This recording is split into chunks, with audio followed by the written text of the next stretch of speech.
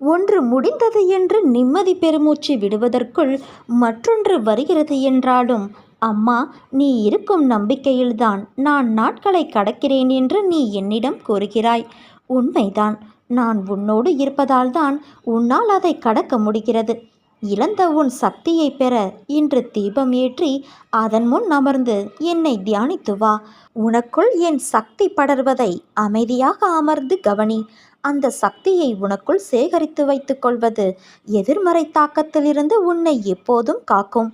புது உற்சாகம் உனக்குள் பிறக்கும். இந்த காலகட்டத்தில் உனக்கு தேவையான சக்தி கிடைக்கும். நீ எல்லாவற்றையும் சரி செய்ய போகிறாய். உனக்கு பிரச்சனையாக இருந்தவைகள் ஒவ்வொன்றாக சரியாகும்.